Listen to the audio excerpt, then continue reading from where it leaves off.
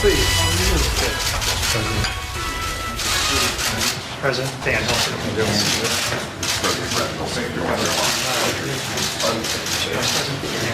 Mark Bernini, Mr. President. Sit down, please.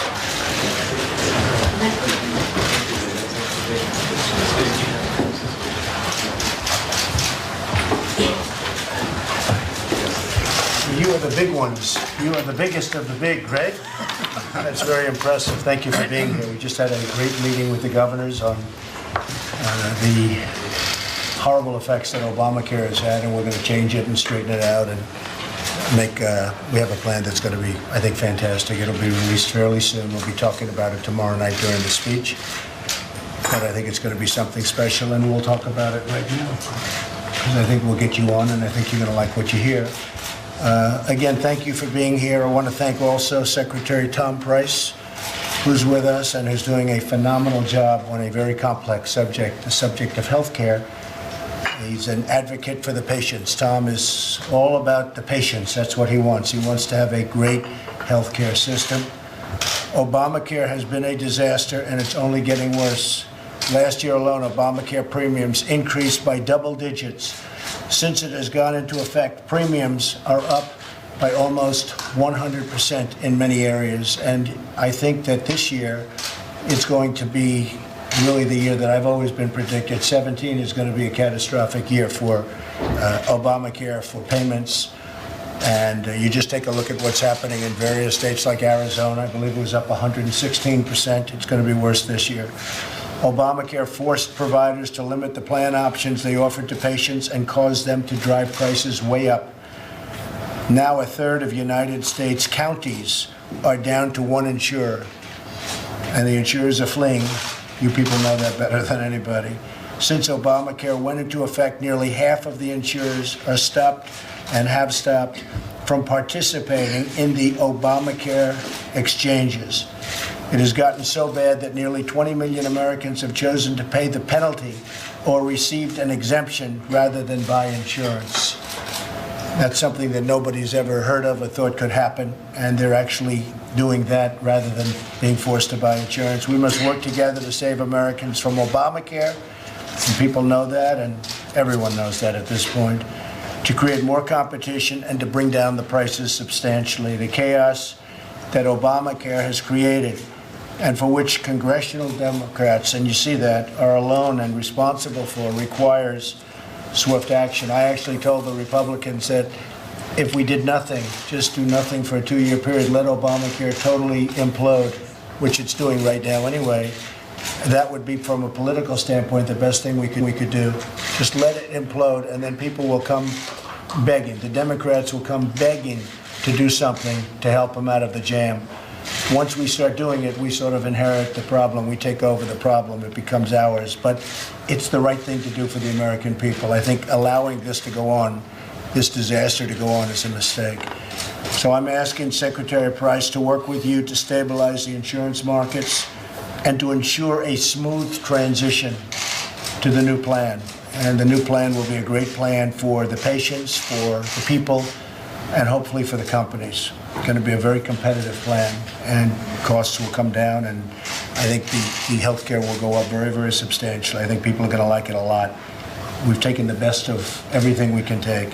It's our hope that Democrats will stop the obstruction and resistance, and that's what they have. In fact, they have a sign, resist, resist. They want to resist everything, including cabinet members. They have many cabinet members that haven't been approved yet, people that are extraordinary, all of whom are going to be approved, but they just take forever. It's called obstruct and resist. I hope I didn't give them a new phrase, because their real phrase is resist. I think I just gave them another word. I shouldn't have done that. I'm good at branding. You're going to see them now come out, obstruct and resist. All right, well, at least I can take credit for it. And they work with us, and we are going to hopefully work with the Democrats, because ultimately we're all people that love this country and we want to do the right thing, including reforms like expanded health care savings accounts, state flexibility, and the ability to purchase across state lines. The state lines are so important for competition. Everybody's wanted to do it for years. what's not to do. So that's going to be very important. I want to thank you all for being here. I want to know, and I want you to know, that it's an honor to do business with you. It's a great honor to have you in the White House. And we look forward to providing health care that is extraordinary, better than any other country anywhere in the world. And we can do that. We have the talent, we have the capacity, and we have the people. So we'll work on that together. And maybe before the press leaves, we can just introduce yourself and your company, and the public will get to see what you're about. And then if things aren't working out, I'm blaming you anyway. You know that. So we'll start with Brad. Okay.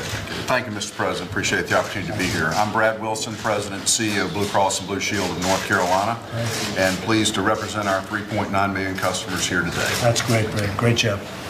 Mark Bertolini, Chairman and CEO of Aetna. Matt Isles, I represent America's Health Insurance Plans. We represent all health insurance plans in Washington, D.C., including plans that cover Medicaid managed care. Great. Bruce Broussard, CEO of Humana. Pat Garrity, I'm the CEO of Florida Blue, the Blue Cross Blue Shield plan in the state of Florida. Great. I'm Steve Hemsley. I'm from United Health Group. We're a diversified healthcare company. We have about 230,000 employees. We serve about 120 million Americans. And we are contributing in terms of the jobs. We've grown jobs 35,000 in the last 5 years, should grow 10,000 in the coming year. And we're a mission-driven enterprise. Help people live healthier lives, make the system work for everyone with your Great. Thank you very much. President David Cordeni from Cigna Corporation. We're a global health service company. Sure. Scott Sirota from Cross Blue Shield Association. We represent 108 million subscribers. 108 million, that's a pretty big group, right? Yes, it is. Pretty big. Good morning, Mr. President. I'm Joe Swedish with Anthem. We're in 14 states, representing 40% of the American public. We have 40 million members, and we've been involved in the individual's book for probably 7 decades, and deeply embedded in the Affordable Care Act situation that has evolved over the last 3 years.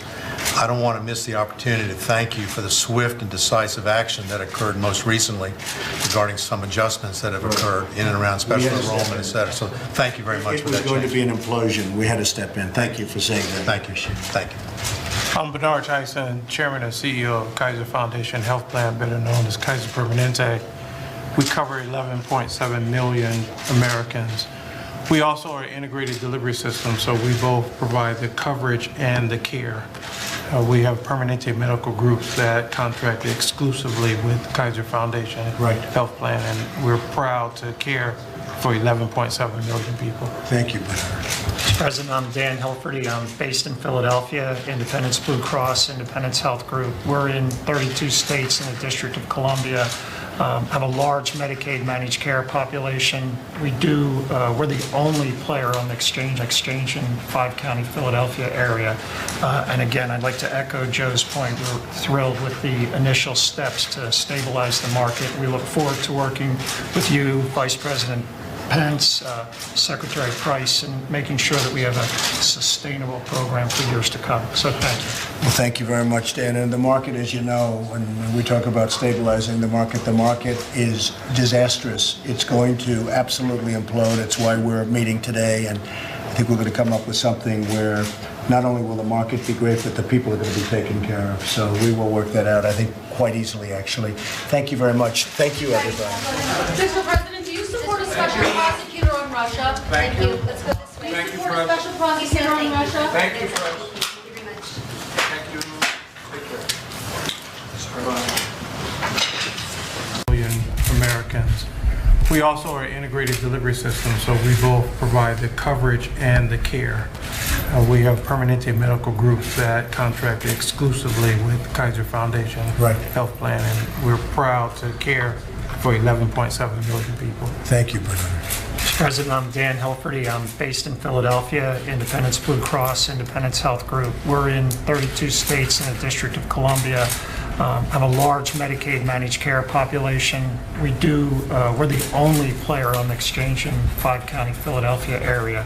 And again, I'd like to echo Joe's point. We're thrilled with the initial steps to stabilize the market. We look forward to working with you, Vice President Pence, Secretary Price, and making sure that we have a sustainable program for years to come. So thank you. Well, thank you very much, Dan. And the market, as you know, when we talk about stabilizing the market is disastrous. It's going to absolutely implode. It's why we're meeting today, and I think we're going to come up with something where not only will the market be great, but the people are going to be taken care of. So we will work that out, I think, quite easily, actually.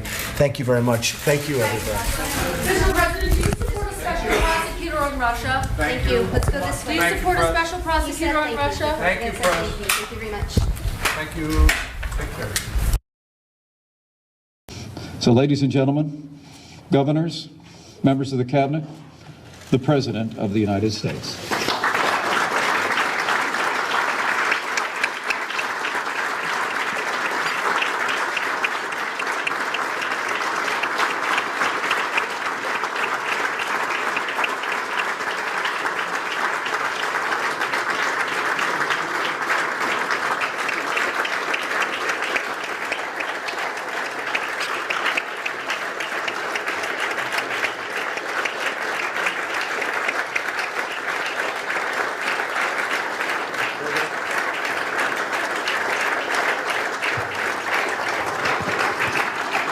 Thank you all very much.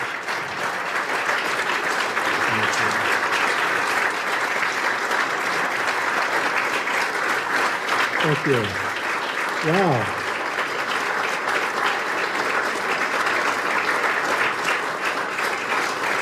That is pretty good, I'll tell you. Coming from governors, I can't even believe it.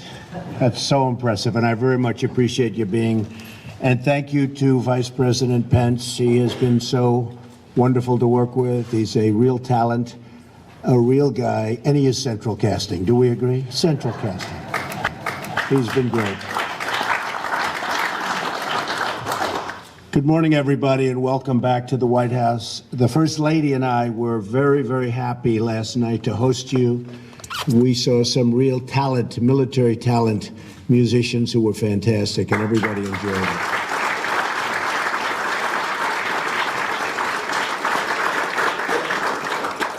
I'm very proud to have so many former governors in my cabinet. Vice President Pence, as you know, big governor from a very great state, a state I like very much, Indiana. Nikki Haley at the UN. Is Nikki here someplace? I think so, yes. We have Rick Perry is going before. We're trying to get people approved. We can't get them out. But Rick is going to do a fantastic job. Sonny Perdue will be joining the cabinet very soon. Terry Branstad will be our ambassador to China. An interesting story on Terry. Every time I spoke in Iowa, he'd say, please don't say anything bad about China. I said, what do you mean? What do you mean? He said, I like China, and we do a lot of business with China. And really, just don't. And I said, So when it came time to picking an ambassador, I called him up. I said, you like China? And I can tell you, China is very, very happy with that choice. So we made everybody happy. Right? These governors, thank you, and thank you, Terry. These governors have been bold reformers, and their success shows why we need to make states the laboratories of democracy once again. Many of you have shared past frustrations with waiting for permission from federal government and agencies, and I understand that, and I've had many people tell me about it, and it's been catastrophic for some of your states. You know your citizens, and you know they want things done, but they don't get things done, and it's not your fault. Sometimes it's your fault, but they understand that, but sometimes it's not your fault. We're going to speed it up, because that's not how a partnership is supposed to work. The government should not stand in your way in delivering needed reforms and services, and it won't. We're going to move very, very quickly environmentally with Scott and so many others that are involved in the process of regulation. We are going to be cutting. We're going to be doing the right thing. We're going to be protecting people environmentally and safety-wise, but we're going to be moving it quickly, very quickly. And speaking of that, I know many of you, and I've spoken to some of you last night about it, have many projects that are just literally tied up because of environmental concerns, and it's been in for years and years and years. The project your state wants, great for employment. Everybody wants them, and they couldn't get them out of environmental protection, and we will get them out. Now, that doesn't mean they're going to be approved, but they'll be rejected quickly, one way or the other. They'll be either rejected quickly or they're going to get approved. I would say most will be approved, but you're going to know you're not going to wait 9 years or 11 years, some of the horror stories that I've heard. Under my administration, we're going to have a true partnership of collaboration and cooperation. We will get to the answers, and we will get them quickly, and the flexibility you need to implement the reforms that you are going to have in order to make decision-making proper and decision-making fast. So we're going to do both those things, proper and fast. One of the most important responsibilities for the federal government is the budget of the United States. My first budget will be submitted to the Congress next month. This budget will be a public safety and national security budget, very much based on those two, with plenty of other things, but very strong.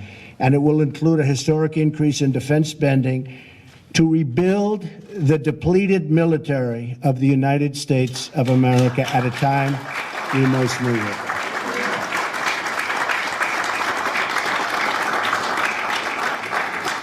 And you'll be hearing about that tomorrow night in great detail. This is a landmark event, a message to the world in these dangerous times of American strength, security, and resolve.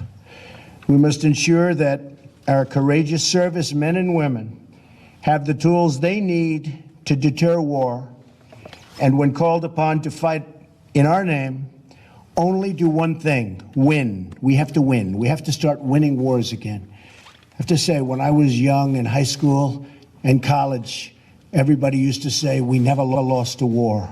We never lost a war. You remember. Some of you are right there with me, and you remember we never lost a war. America never lost. And now we never win a war. We never win. And we don't fight to win. We don't fight to win. So we either got to win or don't fight it at all. But where we are, 17 years, almost 17 years of fighting in the Middle East, we're up, I saw a chart the other day, as of about a month ago, $6 trillion we've spent in the Middle East. $6 trillion. And I want to tell you, that's just unacceptable. And we're nowhere.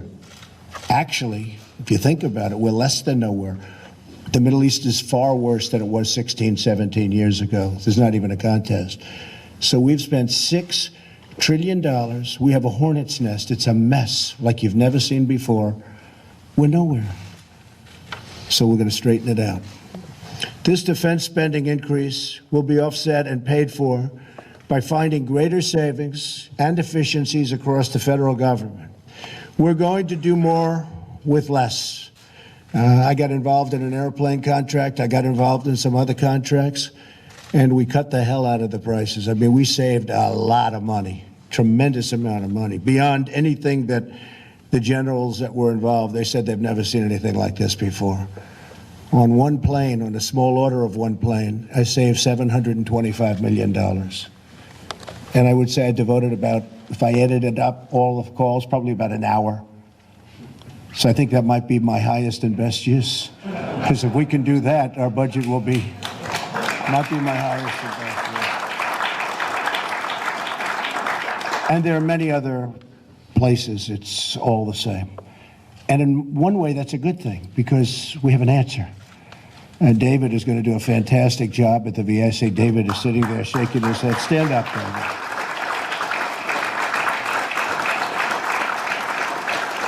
So we can't get our people through cabinet, but he went through, was it 95 to nothing? How the hell did you do that? Boy, oh boy, he must be good. You were the one. 100 to 0. Wow. Shows you, hey, we can do it. But we do. We have still quite a few cabinet members, and they're just in limbo, waiting. It's like obstruction. It's obstruction.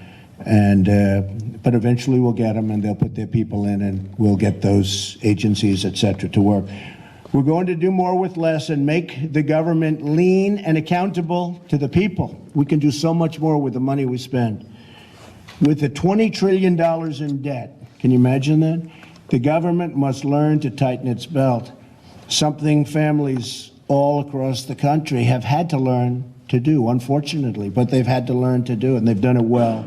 My budget increases spending, and the increase in all spending for federal law enforcement also, and activities having to do with law enforcement, will be substantially increased, and we will fight violent crime. You look at what's happening in our cities.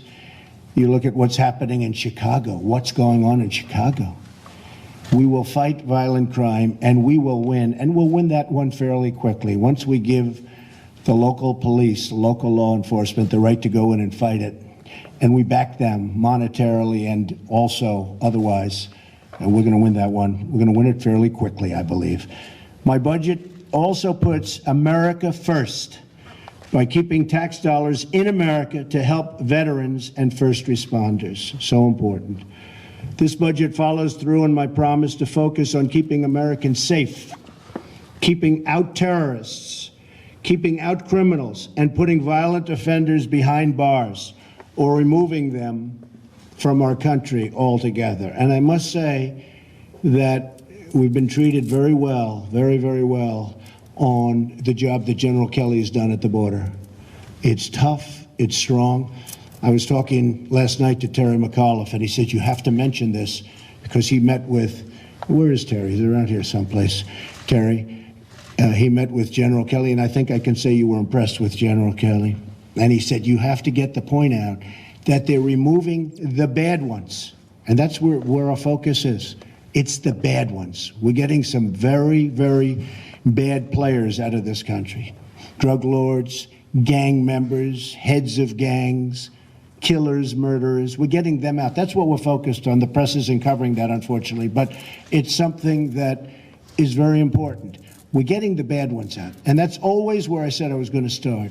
I was going to start with these bad players, and they are bad. They are rough and tough, and we're getting them the hell out of our country, and we're bringing them to where they started out. Let their country do what they have to do with them. So the budget, which is going to be a very big part of tomorrow night's speech, is going to be, I think, a budget of great rationality, but it's going to have to do with military, safety, economic development, and things such as that. Great detail tomorrow night. We're also going to do whatever we can to restore the authority of the states when that is the appropriate thing to do. We're going to give you back a lot of the powers that have been taken away from states and great people and great governors, and you can control it better than the federal government because you're right on top of it. You have something that's controllable.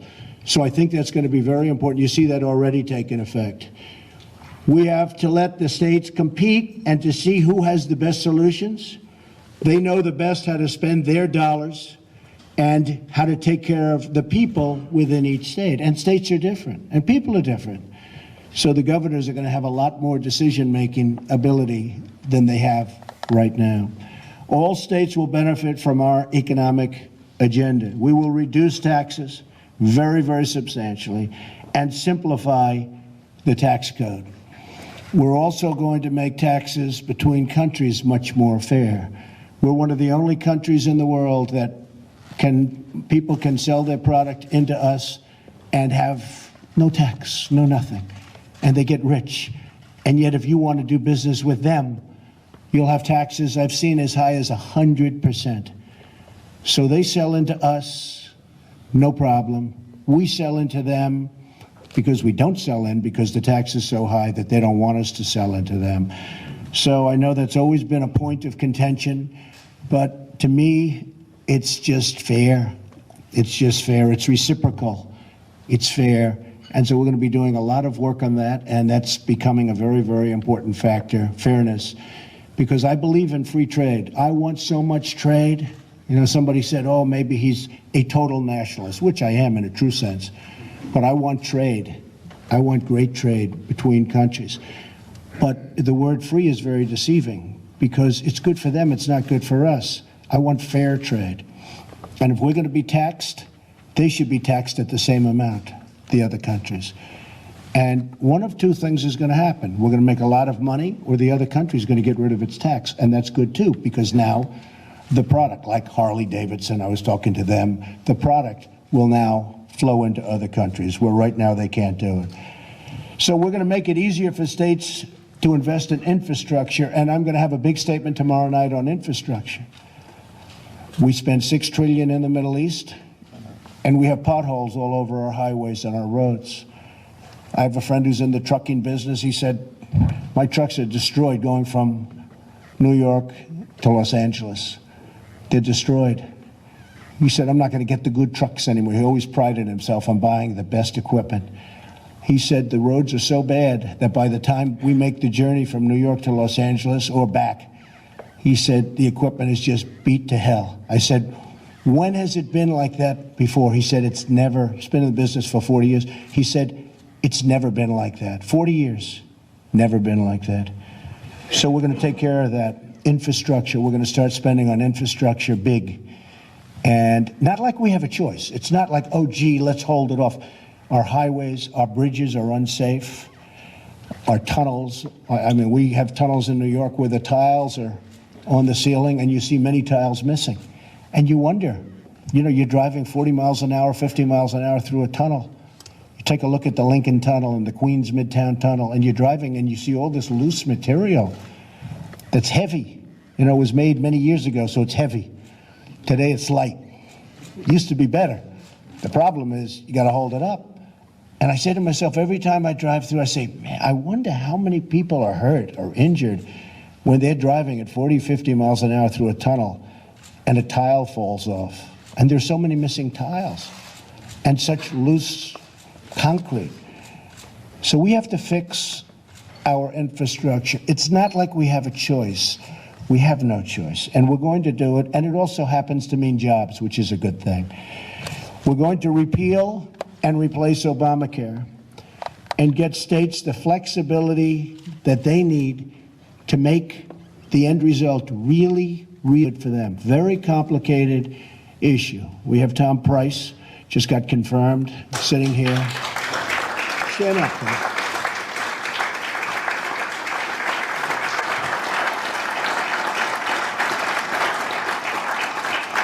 And I spent a lot of time with Governor Walker and Governor Rick Scott the other day. We were talking about it. They're really very expert on the subject, and I want to thank them. They spent a lot of time with me. Governor Christie, who's here someplace. Where's Chris? Governor Christie. Thank you. And so we have a lot of talent and a lot of expertise here, I will tell you. And we have come up with a solution that's really, really, I think, very good. Now, I have to tell you, it's an unbelievably complex subject. Nobody knew that health care could be so complicated. And statutorily and for budget purposes, as you know, we have to do health care before we do the tax cut. The tax cut is going to be major, it's going to be simple, and the whole tax plan is wonderful, but I can't do it until we do health care because we have to know what the health care is going to cost, and statutorily that's the way it is. So for those people that say, oh gee, I wish we could do, you know, the tax first, it just doesn't work that way. I would like to do that first. It's actually, tax cutting has never been that easy, but it's a tiny little ant compared to what we're talking about with Obamacare. And you have to remember, and I say this to Democrats in the room, of which we have many, Obamacare has failed. If you go to Minnesota, where they had a 66% increase, and the governor of Minnesota, who's with us today, said Obamacare, the Affordable Care Act, is no longer affordable, something to that effect. I think that might be it exactly, but the Affordable Care Act is no longer affordable. Obamacare has failed.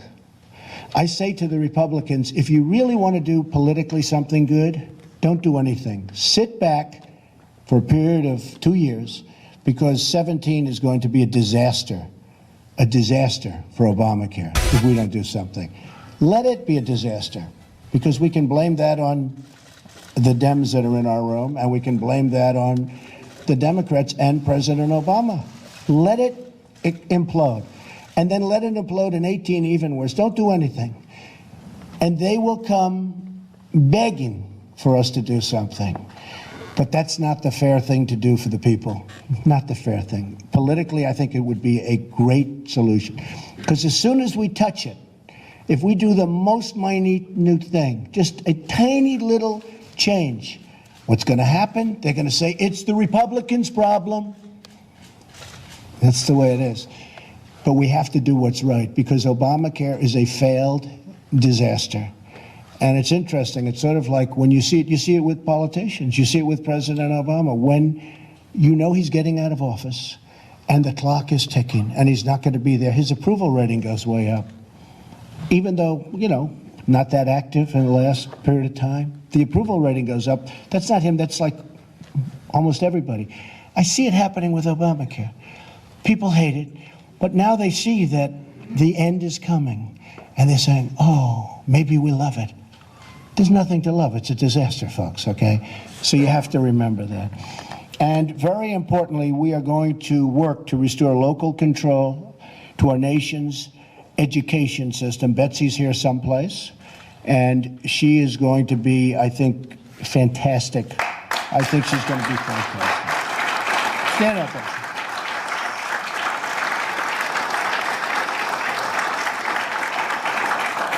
Betsy feels so strongly, and she's had such support from so many people. You know, you don't see that too much because you see the anti, you never see the positive. But I can tell you, I've had so many calls while she was going through that horrible process. That was a tough, nasty process. And she hung in. She was strong as you get. But so many people were calling Betsy saying, you will do such a fantastic job once you get it. It's like sometimes I'd say it's much tougher to get into Harvard than it is to stay there. Does that make sense? It's tougher to get into the Wharton School of Finance. You can't get in. But if you get in, it's fine. You get through, right? I think you're going to do a fantastic job, and we're very proud of you. And you took a lot of heat, but you're going to do great. So she wants to bring decision-making powers back to parents, back to the families, and back to the states, where they can really control education. And just finally, I'm looking forward to working with you on these projects and so much more. We're going to do these projects and so many more. And I thank you all again for being here. It's going to be so much more. We're going to do these projects and so many more. And I thank you all again for being here. It's going to be a really productive discussion, so productive that I'm going to ask the press to start leaving, because I wouldn't want them to see any great productive session, but they'll be seeing it and hearing about it. Again, thank you very much all for being at the White House. We'll do this many times. I want the opinions of the members of the states of the United States. So I want to just thank you all for being here, and let's take some questions, okay?